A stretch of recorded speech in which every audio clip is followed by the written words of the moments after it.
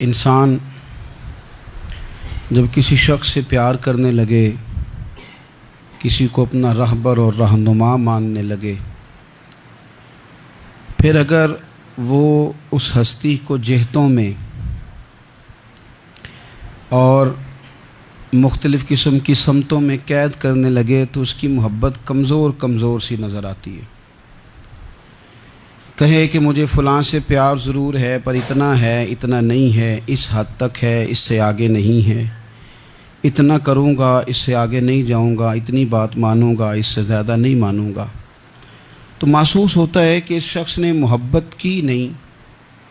محبت تو اطاعت پر مجبور کر دیتی ہے، محبت تو انسان کو مجنون بنا دیتی ہے۔ اللہ کے پیارے رسول صلی اللہ تعالیٰ علیہ وآلہ وسلم کی محبت ہم پر ضروری قرار دی گئی۔ جس طرح حدیث پاک میں یہ فرمایا گیا نا کہ تم اتنی دیر تک مومن نہیں ہو سکتے جب تک ہر چیز سے بڑھ کر، ہر شخص سے بڑھ کر نبی پاک علیہ السلام سے پیار نہ کرو، اسی طرح قرآن مجید نے فرمایا کہ فلا و ربک، اے محبوب ہمیں آپ کے رب کی قسم، اے محبوب آپ کے رب کی قسم، لا یؤمنون حتی یحکموک فیما شجر بینہم، یہ اس وقت تک مومن نہیں ہو سکتے جب تک اپنے ہر معاملے میں آپ کو حاکم تسلیم نہ کر لیں۔ یا آپ کو حاکم تسلیم کر لیں، ہر بات میں آپ کا حکم ماننے لگیں تو آپ کا رب پھر ان کو مومن مانے گا۔ ہر معاملے میں، نماز پڑھنے میں بھی نبی پاک کا حکم ماننا ہے، اور شادی کرنے میں بھی نبی کریم کا حکم ماننا ہے، روزہ رکھنے میں بھی حضور کا حکم ماننا ہے، اور تجارت کرنے میں بھی نبی کریم علیہ السلام کا حکم ماننا ہے۔ جس طرح ہم لوگوں نے نوافل پڑھنے میں، تلاوت کرنے میں رسول کریم علیہ السلام کی بات کو سننا ہے، اسی طرح ہم نے فیصلے کرنے میں، کچہری میں جانے میں، عدالت میں پہنچنے میں، وہاں بھی ہم نے نبی کریم صلی اللہ تعالیٰ علیہ وسلم کی بات پر ہی غور کرنا ہے، اور سرور کائنات علیہ السلام کو ہر معاملے میں از اول تاخر اپنا حاکم تسلیم کرنا ہے۔ جب ہم اس مفہوم کو سادہ لفظوں میں لیتے ہیں نا کہ ہر معاملے میں حضور سید عالم صلی اللہ علیہ وسلم کا قول فیصل ہوگا، تو پھر ہم کہتے ہیں کہ دنیا میں جب نظام مصطفیٰ نافذ ہو پھر حضور کا قول فیصل ہے۔ یعنی جس طرح حضور کی بات مسجد کے ممبر سے مانی جا رہی ہے، اسی طرح پارلیمنٹ میں بھی اسی طرح حضور کی بات کو تسلیم کیا ہے۔ جس طرح نبی پاک علیہ الصلاۃ والسلام کی بات کا نفاذ ہم نماز روزے کے معاملے میں غور سے سنتے ہیں، مسئلہ پوچھتے ہیں، باریک ہو کے چلتے ہیں، اسی طرح جب جج فیصلہ کرے تو پھر بھی اس نے رسول اللہ صلی اللہ علیہ وسلم کے دین کو ہی دیکھنا ہے۔ نظام مصطفیٰ صلی اللہ علیہ وسلم جب نافذ ہوگا، دنیا میں حضور کا قانون جب نافذ ہوگا تو پھر ٹھنڈی ہوا چلے گی۔ مسلمانوں کا یہ مسئلہ ہے کہ یہ نبی پاک سے پیار تو کرتے ہیں اور الحمدللہ بڑا کرتے ہیں، لیکن یہ پیار کو جہتوں اور سمتوں میں قید کرتے ہیں۔ یعنی مسجد میں آ کے درود شریف پڑھتے وقت اگر حضور کے غلام ہوتے ہیں تو فیصلہ کرتے وقت اور اپنے حق میں فیصلہ سنتے وقت، اس وقت بھی ہمیں نبی پاک کا ہی غلام ہونا چاہیے۔ ہمیں ووٹ لیتے وقت بھی حضور کے غلام، اور ووٹ دیتے وقت بھی نبی پاک صلی اللہ علیہ وسلم کے غلام۔ جب تک نظام نافذ نہیں ہوتا، نظام، یورپ کو آپ کی نماز سے تکلیف ہی کوئی نہیں، تو نماز پڑھنے کے لیے مسجدیں بنانے کی اجازت دیتے ہیں، قرآن پاک جتنا مرضی آپ وہاں پڑھیں وہ اجازت دیتے ہیں، آپ زکاتیں دیں جتنی مرضی، وہاں سے لوگ چندے اکٹھے کر کے یہاں نہیں لے آتے، کریں جو مرضی۔ ان کو آپ کی نہ نماز سے پریشانی ہے، نہ مسئلہ زکوٰۃ سے پریشانی ہے، نہ صوم و صلات سے مسئلہ ہے۔ ان کو تو مسئلہ یہ ہے کہ کچہری میں کہیں نبی پاک کا دین نہ آ جائے، ان کو تو مسئلہ یہ ہے کہ کہیں پارلیمنٹ میں حضور کا دین نہ آ جائے۔ دو قومی نظریے کیا ہیں اور نظریہ پاکستان کیا ہے جس کی بنیاد پر پاکستان بنا؟ بڑے ٹھنڈے دل سے میری بات کو سمجھیے گا۔ پاکستان اگر اچھی سڑکوں کے لیے، ترقی کرنے کے لیے بنا تھا تو یہ ترقی ہندوستان میں رہ کے بھی ہو سکتی تھی۔ انڈیا والے کہتے ہیں کہ ہم نے ترقی نہیں کرنی، کچی سڑکوں پہ چلنا ہے، ہم نے ٹیکنالوجی نہیں بنی، یہ کام وہاں بھی ہو سکتا تھا۔ اگر آپ یہ کہیں کہ پاکستان جمہوریت کی مضبوطی کے لیے بنایا تھا کہ ڈکٹیٹر کوئی نہیں آئے گا، صرف جمہوری قوتیں کام کریں گی، تو جمہوریت میں تو انڈیا بظاہر آگے نکل گیا ہے، ان کی جمہوریت تو زیادہ اچھی نظر آتی ہے، کبھی ڈکٹیٹر نہیں آیا۔ آپ نے پاکستان کیوں بنایا؟ اگر آپ نے یہی کام کرنے تھے، فحاشی اور یانی اور جو مرضی جس کے من میں آئے کرے، اور کوئی فرق نہ ہو یہاں کے اور وہاں کے کلچر میں، رشوت خوری، بھتہ خوری اور ناجائز فروشی، سارے کام اگر ہونے تھے تو یہ کام وہاں بھی ہوتے ہیں۔ پاکستان کیوں بنا؟ کیوں اتنی ساری 40,000 لوگوں نے اپنی جانوں کی قربانیاں دیں؟ دنیا کی سب سے بڑی ہجرت ہوئی ہے، سب سے بڑی، جب پاکستان بنا۔ یہ سب سے بڑی ہجرت تھی، اتنی بڑی ہجرت ہی کبھی نہیں ہوئی۔ کیوں اتنا کچھ ہوا؟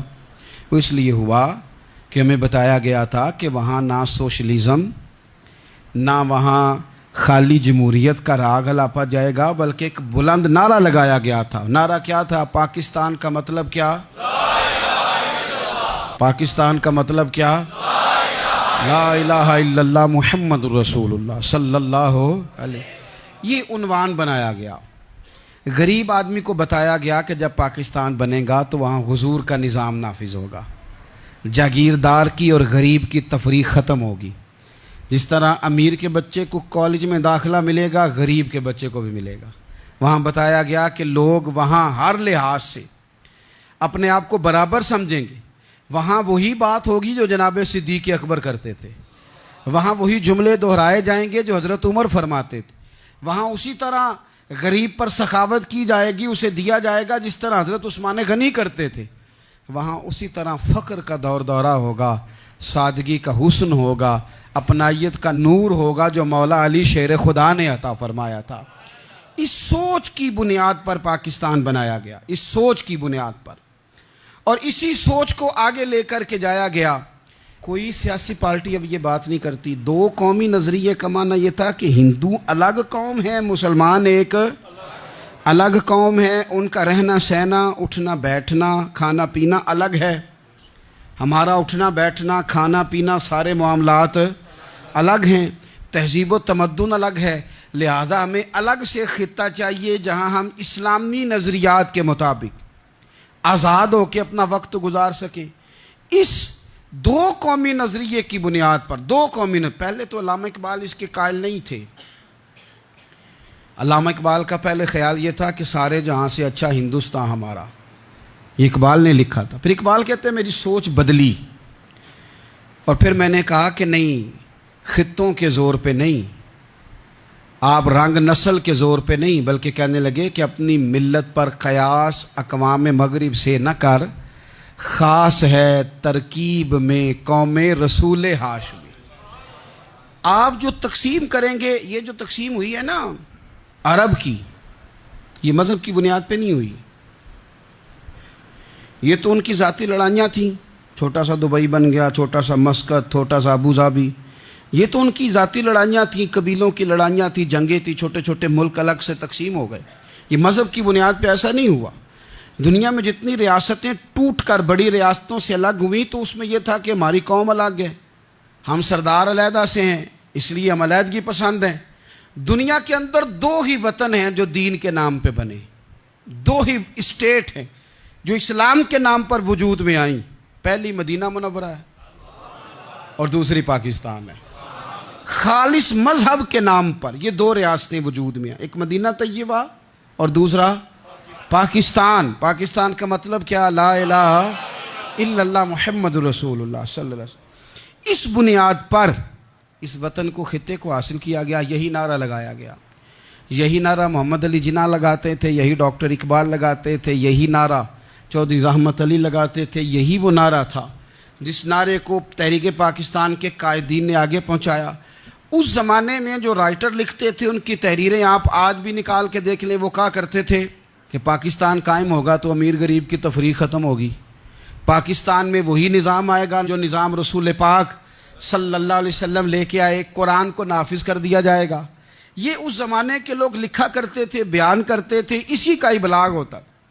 پتہ نہیں پھر کس کی نظر لگی، کیا ہوا، اور تحریک پاکستان میں جذباتی طور پر علماء نے کردار ادا کیا۔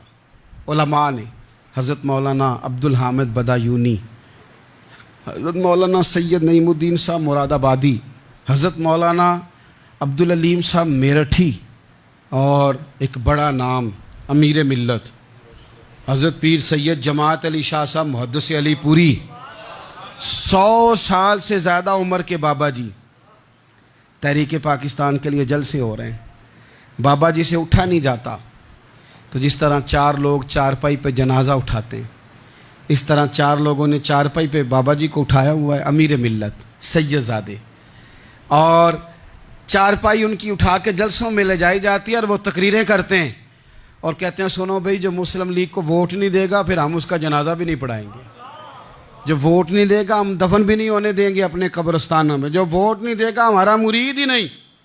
اتنے جذبات میں لا کے 40,000 لوگوں نے قربانیاں دیں۔ ایک نظریہ تھا کہ ہندو الگ قوم ہے، مسلمان ایک، اور پھر پاکستان بنایا گیا۔ آج کیا دھما چوکڑی ہے، کیا ذاتوں پاتوں کی بنیاد پر؟ یہ تو ہندوؤں کا طریقہ تھا کہ وہ ذاتیں پاتیں گنتے تھے کہ یہ برہمن ہے، یہ شوتری ہے، یہ کھتری ہے، یہ فلانا ہے، یہ ہمارے گھر نہیں آ سکتا، یہ نیچ ہے۔ اور اگر آج اس ملک میں بھی الیکشن ذات کی بنیاد پہ لڑا جائے، اور یہاں بھی صرف اس لیے سپورٹ کیا جائے کہ یہ میری برادری کا ہے، صرف اس لیے سپورٹ کیا جائے کہ میرا قبیلہ ہے، پہلے دیکھا جائے کہ یہاں کون سی برادری مضبوط ہے تو اس کینڈیڈیٹ کو ٹکٹ دیا جائے، تو پھر کیا آپ نے وطن بنا کے کیا کمال کیا؟ تو اس کا ایک نظریہ ہے۔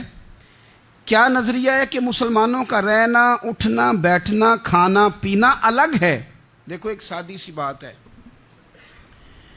یا آپ نے داڑھی رکھنی ہے، مونچھیں رکھنی ہے، تو اس پر بھی نبی پاک صلی اللہ علیہ وسلم نے کہا کہ الگ سے تمہاری شناخت ہونی چاہیے، الگ سے۔ فرمایا تم نے یہودی چونکہ مونچھیں بڑی رکھتے تھے، فرمایا تم نے داڑیاں بڑی کرنی ہیں، مونچھیں پست رکھنی ہیں، یہودیوں کی مخالفت کرنی ہے۔ یہ لفظ ہیں حدیث میں ساتھ۔ سادی سی بات ہے نا، پگڑی باندھنی ہے، باندھ لے کوئی آدمی۔ ہمارے پنجاب میں لوگ پگڑی بھی کہہ دیتے ہیں، صافہ بھی کہہ دیتے ہیں، کلہ بھی کہہ دیتے ہیں، جو جس کے من میں آیا۔ لیکن حضور نے تاکید لگائی، فرمایا خاص ہے یہ بھی، یہ اسلام کا کلچر ہے، کلچر الگ سے ہے۔ فرمایا یہودی بغیر ٹوپی کے سر پہ پگڑی باندھتا ہے، تم نے پہلے ٹوپی پہننی ہے پھر پگڑی باندھنی، یہودی کی مخالفت کرنی۔ یہ الگ کلچر ہے، الگ تہذیب ہے مسلمانوں کی، خاص ہے ترکیب میں قوم رسول ہاشمی۔ آپ کی عدالت میں وہ والا نظام نہیں ہوگا جو امریکہ میں ہے، آپ کی عدالت میں وہ والا نظام نہیں ہوگا جو برطانیہ میں ہے، آپ کے پارلیمنٹ میں وہ نظام نہیں چلے گا جو یورپ کا، برطانیہ کا، فلانے کا ہے۔ آپ کی پارلیمنٹ میں، آپ کی عدلیہ میں وہ نظام چلے گا جو قرآن کا ہے اور رسول اللہ کے فرمان کا ہے۔ یہ نظریہ تھا، نظریہ۔ اب اس نظریے کی لوگ بات ہی نہیں کرتے، عوام بھی نہیں کرتی، بالکل نہیں۔ میں بڑی دیر سے رو رہا ہوں، بہت سارے بڑی بڑی گدیوں کے پیر بھی نہیں کرتے۔ ان کو پتہ ہے کہ اگر نظام مصطفیٰ نافذ ہوتا ہے تو مجھے بھی بتانا پڑے گا کہ 80 مربع کہاں سے آئے، مجھے بھی بتانا پڑے گا کہ یہ جو میں 1.25 کروڑ کی کار میں گاڑی میں گھومتا ہوں تو یہ کہاں سے آئی، حساب دینا پڑے گا۔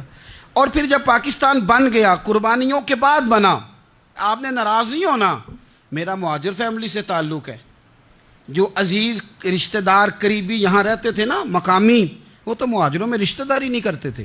صحیح کہہ رہا ہوں؟ کہتے مہاجر ہے، اچھا جی غیر مسلم ہے، جگہ نہیں دیتے تھے رہنے کو۔ میں کیسے آپ کو بات بتاؤں؟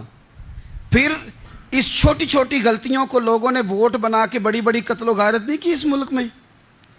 اتنا بڑا تکلیف والا منظر تھا۔ میرے دادا جی کی فیملی ساری پاکستان آئی تھی، دادی کی نہیں آئی تھی۔ 97 میں میری دادی کا انتقال ہوا، وہ آخری دن تک رویا کرتی تھی، ایسے پتر پتہ نہیں میرے پرا ہیں ان کے فوت ہو گئے، پتہ نہیں میرا کوئی چچا ہے کہ سارے چلے گئے۔ کس لیے آپ نے، اگر یہی دھما چوکڑی سیاست کی کرنی تھی، ذات پات آپ نے رکھنی تھی، تو وہاں کوئی دکھ تھا؟ یہ تماشے تو وہاں بھی ہو رہے۔ وہ آخری دن تک رویا کرتی تھی۔ اب تو خیر آنکھیں بڑی جدید، ان کا آپریشن ہوتا ہے، تو ایک زمانے میں آنکھوں کا آپریشن ہوتا تھا، ڈاکٹر کہتے تھے لائٹ بند رکھو، سبز رنگ کی پٹی باندھو، 4 گھنٹے کے بعد دارو ڈالنا ہے آنکھ میں، ڈراپس ڈالنے۔ میں 4 گھنٹے کے بعد ان کی آنکھوں میں ڈراپس ڈالنے جاتا تھا، تو کبھی کبھی مجھے بٹھا لیتی تھیں، تو کہتی تھیں کہ پتہ نہیں کوئی بچا ہے کہ نہیں بچا، پتہ نہیں اب کوئی ہے کہ نہیں، پتہ نہیں کوئی ان میں سے ہوگا کہ نہیں. پتر میں تینوں دساں ساڈے پنڈ کس طرح دا ہوندا سی, میں تمہیں بتاؤں فلانی چیز. پھر جناح نے اعلان کیا تھا کہ ملک بن گیا. کہتی تھی ہم نے بڑا کہا اپنے رشتہ داروں سے کہ چلیں, پر وہ کہتے تھے یہ تو تھوڑے دنوں کی بات ہے, سب نے واپس آ جانا ہے. میں نے 2 دفعہ یہ ماحول دیکھا ہے اٹاری اسٹیشن پہ, واگا بارڈر پہ, ایئرپورٹوں پہ. ایک بھائی ادھر ہے, ایک ادھر ہے. اس طرح تڑپ کے روتے ہیں جب لوگ انڈیا پاکستان آتے جاتے ہیں. کیوں آپ نے یہ سارا کچھ کیا؟ صرف ایک نعرہ تھا کہ پاکستان کا مطلب کیا؟ لا الہ الا اللہ محمد رسول اللہ. صرف ایک نعرہ تھا کہ یہاں ہم حضور کا دین لے کے آئیں گے. وہ دین تم لائے نہیں. انہی نوابوں, وڈیروں, چودھریوں کے ذمے تم نے کام لگا دیا. اپنے ملک میں حضور کے نظام کے لیے جد و جہد کریں. یہ بنا ہی نبی پاک کے نظام کے لیے. اس کا کوئی دوسرا حل ہو سکتا؟ کوئی حل نہیں. یہ حضور کے نظام کے لیے بنا ہے. 2-3 باتیں آپ کی خدمت میں عرض کرنی ہے جو آپ نے زیادہ غور سے سننی. سب سے پہلے تو پاکستان بدلنے کے لیے ضروری ہے کہ نظام مصطفیٰ کے لیے جد و جہد کی جائے, فکر حسینی اپنائی جائے, اور وقت کے ہر یزید کو للکارا جائے, اور للکار کر کے نظام کے لیے کوشش کی جائے کہ نظام مصطفیٰ اس ملک میں نافذ ہو. اس جد و جہد کو آگے بڑھایا جائے. وہی جد و جہد جو ہمارے بزرگوں کا قافلہ صدر الافاضل سید نعیم الدین مراد آبادی سے لے کر علامہ شاہ احمد نورانی صدیقی تک, اور آج کے اس دور کے اکابرین تک جو جد و جہد کرتا آیا ہے, اس جد و جہد کو اپنایا جائے. ہمارے منہ سے یہ لفظ نکلیں کہ ہمیں صرف مسجد میں دین نہیں چاہیے, کچہری میں بھی چاہیے. دیکھیں نا, کچہری میں دین نافذ ہو تو کس طرح ہوتا ہے. تراویح بڑی سونی حضرت ابی بن کعب پڑھایا کرتے تھے, قرآن بڑا سونا پڑھتے تھے. تو حضرت عمر نے کہا یہ تراویحیں پڑھائیں گے. اب چونکہ قرآن اچھا پڑھتے تھے, اچھا سمجھتے تھے, تو حضرت عمر نے فرمایا چونکہ قرآن اچھا پڑھتے ہیں لہذا چیف جسٹس بھی انہی کو بنانا ہے, جن کو سمجھ ہو قرآن کیا کہتا ہے فلاں چیز کے بارے میں. تو قاضی القضاء جج بھی حضرت ابی بن کعب کو بنایا. حضرت عمر پر ایک بندے نے مقدمہ کر دیا, حضرت عمر نے انہیں قاضی بنایا ہے, مقدمہ کر دیا. جناب عمر پیش ہوئے عدالت میں. پہلے تو وہ اٹھ کے کھڑے ہو گئے, پھر اس کے بعد مدعی نے جناب عمر سے کہا کہ آپ گواہ دیں. حضرت عمر کے پاس گواہ نہیں تھے, تو اس نے کہا ٹھیک ہے پھر آپ قسم دیں. تو حضرت ابی بن کعب رضی اللہ تعالیٰ عنہ فرمانے لگے آپ کو امیر المومنین کے ساتھ یہ رویہ اختیار نہیں کرنا چاہیے.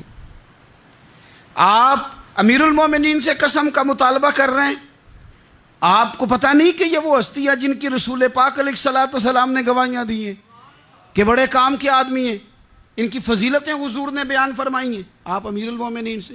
حضرت عمر نے جناب ابی بن کعب کی طرف دیکھا. حمایت تو حضرت عمر کی کر رہے تھے نا, لیکن یہ نظام مصطفیٰ ہے, یہ حضور کا دین ہے. حضرت عمر فرمانے لگے آپ اس مقدمے کا فیصلہ کر لیں, بعد میں آپ کو معزول کر دیا جائے گا. یہ آپ نے کیا کہا کہ امیر المومنین سے مطالبہ نہ کریں؟ فرمایا میں جتنا مرضی بھی معزز ہوں تو نبی پاک کی قاعدے کے اندر نا, جو قانون حضور نے دیے میں اس کے اندر ہوں. کسی کا اعزاز اسے قانون سے باہر لے کر نہیں جاتا. میں قانون میں ہوں اور نظام مصطفیٰ کی سائے کے نیچے ہوں. سب سے پہلے تو نظام مصطفیٰ کا مطالبہ کریں. دوسرا میں آپ کو ایک بات عرض کروں, ایک ہوتا ہے گھر, ایک ہوتا ہے قبرستان. ایک ہوتا ہے گھر, ایک ہوتا ہے ڈیرا. ان دونوں میں فرق ہے. ہمارے حکمرانوں اور سیاستدانوں کے لیے پاکستان یہاں تو قبرستان ہے, یہاں ڈیرا ہے. اگر کوئی مر جائے تو یہاں لا کے دفن کر دیتے ہیں تاکہ پتہ چلے ہم یہاں کے باسی ہیں. یہاں ڈیرا, ڈیرا آپ کو پتہ ہے نا, پنجابی میں ڈیرا سمجھتے ہیں, فارم ہاؤس, بیٹھک, سمجھ میں آتا ہے نا مسئلہ. ڈیرے پہ نا لوگ مکان نہیں بناتے تھے, اچھا باورچی خانہ نہیں بناتے تھے, کیونکہ ڈیرے پہ سیاست کرنی ہوتی ہے. کوئی 2-4 بندے آئے, بیٹھے, چائے شائے پی, چلے گئے. رہائش جہاں ہوتی ہے وہاں سونے کے لیے, بیٹھنے کے لیے, آرام کرنے کے لیے, کچن, باورچی خانہ, کھانے پینے کے لیے, وہاں اپنے گھر والوں کے لیے بندہ بندوبست کرتا ہے. پاکستان کو تو ڈیرا بنایا ہوا ہے. یہاں تو یہ آتے ہیں ڈیرے داری کرنے کے لیے. سیاست کی 4 دن, لوگوں کو قائل کیا, الیکشن لڑا, جیت گئے تو رہ گئے, ہار گئے تو چلے گئے, اور جب جیتنے کے بعد بھی حکمران رہے تو رہے, نہ رہے تو چلے گئے. یہ تو ڈیرا ہے. لیکن ڈیرے میں زیادہ نقصان چودھری کا نہیں ہوتا کہ وہ چودھری بنا ہوا ہے. زیادہ ظالم وہ ہوتا ہے جو اپنے آپ کو کمی سمجھتا ہے, وہ نقصان کرتا ہے, چودھری کا بھی, چودھری کے بچوں کا بھی. وہ اسے تکبر میں مبتلا کرتا ہے، وہ اس کو کہتا ہے کہ تو بادشاہ سلامت، وہ اس کا دماغ خراب کرتا ہے۔ اس لیے شیخ سعدی کہتے تھے بہت سارے لوگوں کو ان کے مشیر تباہ کر دیتے ہیں کہ تو بلے بلے۔ تو پاکستان ان لوگوں کے لیے یا ڈیرا ہے یا قبرستان ہے، گھر تو میرا اور آپ کا ہے، لہذا ہم نے اسے گھر سمجھنا ہے، صرف اپنے گھر کو نہیں۔ ہماری گلی بھی ہمارا گھر ہے، ہماری سڑک بھی ہمارا گھر ہے، ہمارے پارک ہمارا گھر ہیں، پبلک پراپرٹی ساری ہماری ہیں۔ ہم نے حکمرانوں کا صرف انتظار نہیں کرنا، ہم نے ریپر دیکھ کے پھینکنا ہے کہ گھر ہمارا ہے، ہم نے سڑک پہ کچرا دیکھ کے پھینکنا ہے کہ گھر ہمارا ہے، ہم نے اس کے ذروں سے، اس وطن کی مٹی سے پیار کرنا ہے۔ اور یہ آپ چھوڑ دیں کہ سندھ میں فلانے کی حکومت ہے اور خیبر پختونخوا میں فلانے کی حکومت ہے، پنجاب فلانے کا ہے اور بلوچستان فلانے کا ہے، یہ باتیں آپ چھوڑ دیں۔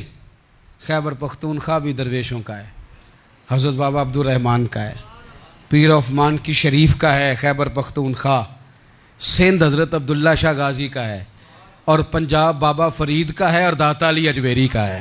تو میرے عزیز، سب سے پہلے تو نظام مصطفیٰ کا مطالبہ کریں، پھر اس کی صفائی میں، ستھرائی میں، تعمیر میں، ترقی میں اپنا کردار ادا کریں۔ تیسری بات یہ کہ لوگوں کو یہ بات سمجھائیں ایک دوسرے کو کہ بہت زیادہ خود غرض نہ بنیں، فقط اپنے گھر کی فکر چھوڑ دیں۔ یہ ملتوں کا طریقہ نہیں، قومیں اس طرح نہیں بنتی۔ فقط اپنے گھر کی فکر کرنا، ایسی ہوا چلی ہے کہ ہر شخص سوچتا ہے تمام شہر جلے بس ایک میرا گھر نہ جلے۔ یہ فکر چھوڑ دیں۔ دیکھیں نا، ہمیں بتایا گیا، نبی کریم صلی اللہ تعالیٰ علیہ وسلم کے فرمان نے بتایا کہ 40 گھر آگے، 40 گھر پیچھے، 40 گھر دائیں، 40 گھر بائیں، یہ تیرے پڑوسی ہیں۔ اور سخاوت تو کہاں سے شروع کر؟ حضور نے جناب ابو ذر غفاری سے فرمایا تھا کچھ نہ ہو سکے تو شوربہ ہی زیادہ پکا لیا کر، اسی سے پڑوسیوں کا بھلا کر۔ اپنے ارد گرد تھوڑا دیکھیں ہم کس کے کتنے کام آ سکتے ہیں، اور اگر کسی کے گھر میں کوئی پریشانی ہو تو اسے ختم کرنے کی کوشش کریں۔ اگر ہمارے دائیں بائیں کوئی آدمی کسی غلط چیز میں ملوث ہو تو دور کرنے کی کوشش کریں۔ کیوں بھلا؟ اس لیے کہ پڑوسی کے گھر کی آگ صرف اس لیے نہیں بجھانی چاہیے کہ اس کا گھر نہ جل جائے، پڑوسی کی آگ اس لیے بھی بجھا دینی چاہیے کہ اگر اس کے گھر سے آگ نہ بجھائی تو وہ ہمارے گھر بھی آ جائے گی، اگر ساتھ والے کے گھر کی آگ نہ بجھائی جائے تو وہ ہمارے گھر بھی آ جائے گی۔ اس لیے اس وطن میں جتنے گھر ہیں وہ سارے اپنے۔ ایک آخری بات آپ حضرات کی خدمت میں بڑی درد مندانہ میں نے عرض کر دی، درد مندانہ۔ اگر سیاستدان امیر کبیر ہمارا بھلا نہیں کرتے تو چلو ہم ہی ایک دوسرے کا بھلا کرنا شروع کر دیں، تھوڑا تھوڑا نفع کرنا شروع کر دیں۔ حضور علیہ السلام نے فرمایا لوگوں میں بہتر وہ ہے جو لوگوں کے لیے نفع مند ہو۔ اگر بہت زیادہ اونچے درجے کا افسر اگر ہمیں لگتا ہے اللہ ماشاءاللہ کہ وہ کرپٹ ہے، تو جہاں جہاں ہم بیٹھے ہوئے ہیں جس جگہ پہ، ان جگہوں پہ ہی ہم ایک دوسرے کا بھلا کرنے لگ جائیں۔ چلو مہربانی کرے ریڑھی والا یہ سوچ لے کہ میں نے وہ پھل نہیں لے کے جانا جو لوگوں کو بیمار کر دے گا، چلے سبزی والا یہ سوچ لے کہ یہ والی سبزی اب اتنی تباہ کن ہو گئی ہے کہ بیمار کرے گی، یہ کام۔ چلو میڈیکل سٹور والا ہی مہربانی کرے کہ میں نے دعائیں صرف وہ لے کے آنی ہیں جو فائدہ مند ہیں، جو دعائیں ایکسپائر ہو گئی ہیں جن میں کوئی مسئلہ بن گیا ہے وہ میں نے کام نہیں کرنا۔ اور چلو کریانے والا ہی مہربانی کر دے، وہ بیسن ہی صحیح لے آئے یار، وہ والا نہ بیچے جو لوگوں کے لیے نقصان کا باعث، وہ بوتلیں اصلی بیچے نقلی نہ بیچے، کیونکہ وطن ہمارا ہے۔ آپ یقین کریں کہ میں اوپر کی بات نہیں کرتا، نیچے تک حال اتنا خراب ہے کہ آگے آگے جو پھل دکھانے کو لگائے ہیں وہ اور ہیں، اور ان کے پیچھے جو پڑے ہیں وہ اور ہیں۔ اتنا عجیب منظر، اتنی عجیب۔ میں اب تو چلیں کچھ احباب مجھے سفر کرا دیتے ہیں، ایک زمانے تک میں کرائے کی گاڑی میں سفر کرتا تھا۔ ایک صاحب کو میں نے ایک دفعہ بتایا کہ مجھے شیخو پورہ جانا ہے، کتنی دیر رکیں گے؟ میں نے کہا کہ ظاہر ہے جلسہ ہے، فارغ ہوگا تو آ جائیں گے۔ تو شیخو پورہ والوں نے بھی مجھے شیخو پورہ بتایا تھا، تو وہاں جا کے پتہ چلا کہ 10 کلومیٹر اندر جانا ہے۔ انہوں نے بریک لگا لی وہیں پہ، کہنے لگے جی 10 کلومیٹر اگے جانا ہے تو پیسے نویں طے ہون گے، گل شیخو پورے دی ہوئی سی۔ تو میں کوئی ایسا مسئلہ نہیں تھا، میں ہنس پڑا، پریشان نہیں ہوا۔ میں نے کہا بالکل ٹھیک ہے، آپ صحیح کہہ رہے ہیں۔ یہ آپ کی بات بالکل بجا ہے، آپ نے جو کہا وہ درست کہا، لیکن یار میں نے تو یہی سنا ہے کہ یہ شیخو پورہ ہے، تو 10 کلومیٹر تک تو بہرحال ایک شہر ویسے بھی ہوتا ہی ہے، یہ تو نہیں ہوتا کہ اس کی ایک باؤنڈری ہے کہ 1 کلومیٹر کے اندر شہر بند ہے۔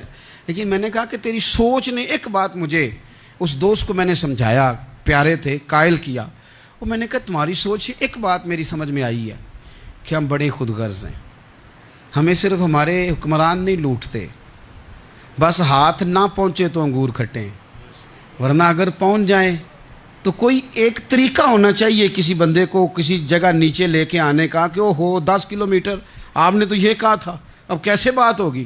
میں نے انہیں کہا کہ کچھ بھی نہیں اس سے فرق پڑتا، اس سے کوئی فرق نہیں پڑتا، لیکن ایک زمانہ میں نے دور دیکھا، اور ایک دور میں نے وہ بھی دیکھا کہ مجھے ایک جگہ جانا تھا، اللہ اکبر، ایک قاری صاحب تھے، امام صاحب تھے، کسی زمانے میں وہ رہ چکے، تو ہمارے علاقے میں بھی انہوں نے امامت کی تھی، تو میں وہاں جا رہا تھا، تو ان کے گاؤں پہنچنے سٹاپ پہ اتر کے تو میں تانگے پہ بیٹھا، تانگے والے کو میں نے کہا کہ وہ چونکہ اپنے گاؤں جا چکے تھے چھوڑ کے ہمارا علاقہ، تو میں نے کہا فلانے قاری صاحب کے یہاں جانا ہے، تو نیچے اتر کے تانگے والا ظاہر ہے کار والے سے تو غریب ہی ہوتا ہے، تو میں نے اس تانگے والے سے کہا کہ میاں کرایہ کتنا تیرا بنتا ہے؟ کہنے لگا میں مولوی صاحب دے پرونے کو کرایہ نہیں لیندا، اس لیے کہ انہوں نے ہمیں قرآن پاک پڑھایا ہے، اور انہوں نے ہمیں، اور پھر میں وہ تانگے والا، اس کے کپڑے، اس کی طامت، اس کا سارا کچھ سادہ، تو میں بار بار میرا دل کرتا تھا کہ میری آنکھیں اس کی فوٹو کھینچ لیں، کیا شخص ہے، کیا انداز ہے، اور وہ مجھے کہنے لگا مولوی صاحب واپس کدوں کو جانا دے؟ میں نے ان سے کہا کہ میں نے نا جی شام کو ہی واپس لوٹ جانا ہے، تو کہنے لگے میں ڈیگر کو تک تہاڈا ویٹ کراں گا، تو میں تمہیں ڈیکاں گا، ایک سواری کٹ پاواں گا، میرا دل کردا ہے مولوی صاحب دا پرونا واپس بھی فری جائے، کیا اس کی آمدن ہوتی ہے تانگے والے کی۔ وہ بندہ بھی یاد رہ گیا، یہ بندہ بھی یاد رہ گیا، خدا را ہم یاد رہیں گے، مہربانی کریں آپ ایک دوسرے کا تھوڑا تھوڑا بھلا کریں، ایک دوسرے کی تھوڑی تھوڑی خیر کریں، ایک دوسرے کا تھوڑا تھوڑا نظریہ۔ ایک بندہ مجھے وہ بھی یاد ہے، بس میں بیٹھا تھا تو اس نے نا، ایک بوڑھی اماں نے اسے کہا کہ پتر میرے کو نا کرایہ 14 روپے تھا، تو اس نے کہا پتر میرے کو 10 ہی دے، تو اپنا اپنا رویہ ہوتا ہے، تو وہ کنڈکٹر جو تھا گاڑی کا، وہ کہنے لگا اماں جی اتر کے گا نہیں جے جانا؟ کہنے لگی پتر وے جانا ہے، پیدل ٹر جائیں گی، غریب ہے میرا پتر، زیادہ پیسے نہیں کماندا، تو 10 روپے ہی نے۔ تو وہ کلینڈر بھی مجھے یاد رہ گیا، اس نے 10 بھی اماں کو واپس کر دی، کہنے لگا اماں جی کوئی گل نہیں، ساری دیہڑی کمائی دے ہی نے، اللہ دیونے والا ہے، تسی پیدل نہ جاویو، اے 10 روپے رکشے والے نوں دئیو تاکہ تانوں گھر چ۔ او یار ایک ایک قطرہ اس ملک میں، ایک ایک آنسو کسی کا پوچھ لو، زیادہ نہیں، ایک ایک 2 آنسو پوچھو گے تو بڑے لوگ رونا چھوڑ دیں گے، ایک ایک 2 آنسو پوچھ لو گے تو بڑے لوگ ہیں رونا چھوڑ دیں گے۔ میں چونکہ غور سے چیزوں کو، میرا حافظہ بڑا اچھا ہے تو میں دیکھتا رہتا ہوں۔ میری ہمشیرہ کی شادی تھی تو میں نے ایک فرنیچر والے سے بات کی، میں نے کہا بھائی اس طرح کر کے فرنیچر بنانا ہے، تو کہنے لگا گھر واسطے یا کسی تھی نوں دینا جے؟ وڈیرے بابا جی۔ میں نے کہا جی نہیں۔ کہنے لگا حضرت جی جویں دل کرے گا کر لیا جے، تیاں تہاڑیاں دا اونج بھی حصہ ہوندا ہے، تو میں بیٹیوں کے لیے، او بھائی نہ کوئی اس میں کمی ہوئی، غریب آدمی تھا نہ میں نے کوئی کمی کی، ہو گئی بات، پر بابا تو یاد رہ گیا نا۔ او بھائی تھوڑا تھوڑا نا، یہ وطن ہمارا ہے، تیاں بھی سانجیاں ہوندیاں نے تے انہاں دے دکھ بھی سانجے۔ اسی بڑے چنگے لوگ جے، ساڈے وڈیرے سانوں اے نہیں سن کہندے فلانے دا جوائی ہے، وہ سانوں کہن سن اے ساڈے پنڈ دا جوائی ہے۔ اور چودھریوں کا بچہ بھی اتر کے سلام کر کے کہتا تھا پاجی تہاڈا بیگ میں نہ چالاں، گھر نہ چھڈ آواں، اپنا کلچر واپس لے آؤ، نہیں چاہیے ہمیں زیادہ موبائل، کونی ضرورت ہمیں ٹیکنالوجی کی، کونی اتنی لمبی چوڑی فوٹو کی، واپس آؤ۔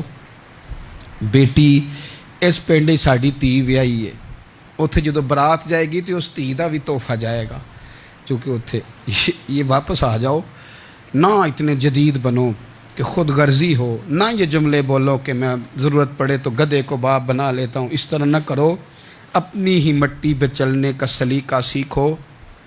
کسی کے سنگ مرمر پہ چلو گے تو پھسل جاؤ گے۔ پیار بانٹیں، یہ وطن ہمارا ہے، ہم نے یہاں مل کے رہنا، چھوٹے چھوٹے تعاون ایک دوسرے کے ساتھ کرو گے تو وطن میں اخوت بڑھے، پیار بڑھے گا، للہیت میں اضافہ ہوگا۔